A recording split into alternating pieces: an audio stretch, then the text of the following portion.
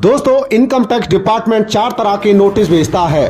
तो चलिए जानते हैं कितने दिन में कैसे देना होता है जवाब। इनकम टैक्स विभाग की ओर से टैक्स पेयर्स को 4 तरह के नोटिस जारी किए जाते हैं। आज आपको इन 4 नोटिस के बारे में जानने का मौका मिलेगा। इस आर्टिकल में आप जानेंगे कि इनकम टैक्स विभाग कौन से 4 तरह के नोटिस जारी करता है और इन 4 नोटिस का कब और किस तरह से जवाब देना होता है। आइए जानते हैं इसके बारे में।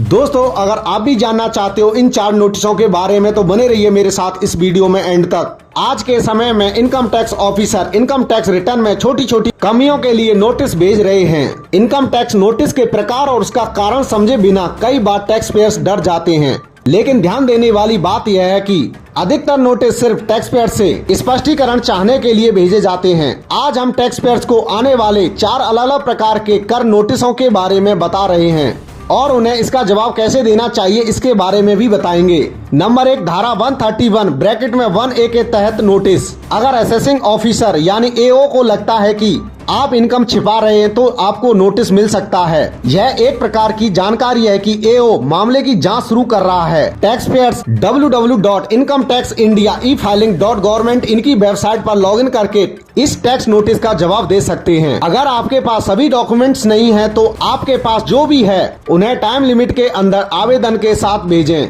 और अधिक समय की मांग करें। नंबर 2, धारा 139 ब्रैकेट में 9 के तहत नोटिस। अगर AO को लगता है कि टैक्स पेयर्स की तरफ से दायर ITR गलत है तो ऐसे नोटिस जारी भेजे जा सकते हैं। ऐसी स्थिति में AO गलती के बारे में बताता है और उसे ठीक करने का समाधान भी देता है। इसके जवाब के लिए 15 दिनों का समय मिलता है। अगर तय समय में नोटिस का जवाब नहीं दिया जाता है तो रिटर्न खारिज हो जाता है। नंबर 3, धारा 142 ब्रैकेट में 1 के तहत नोटिस। ऐसे नोटिस आकलन से पहले जांच के लिए एक सूचना के तौर पर भेजे जाते हैं। अगर आपने किसी असेसमेंट ईयर के लिए रिटर्न समय पर दाखिल नहीं किया है तो आपको यह नोटिस मिल सकता है। इस नोटिस में आगे की जानकारी और डॉक्यूमेंट्स की डिमांड की जाती है। ऐसी स्थिति में जिन डॉक्यूमेंट्स की डिमांड की गई है उन्हें तय समय सीमा में जमा करवाना जरूरी है। लास्ट नंबर 4, धारा 143 ब्रैकेट में 1 के तहत नोटिस। ऐसे नोटिस टैक्स पेयर्स को तब भेजे जाते हैं जब कोई टैक्स या ब्याज दे या वापसी के लायक है। अगर रिटर्न की गणना में कोई गलती है तो यह एक्स्ट्रा टैक्स या अन्य जरूरी बदलावों की डिमांड के लिए नोटिस है। ऐसी स्थिति में आपकी तरफ से दायर रिटर्न की जानकारी और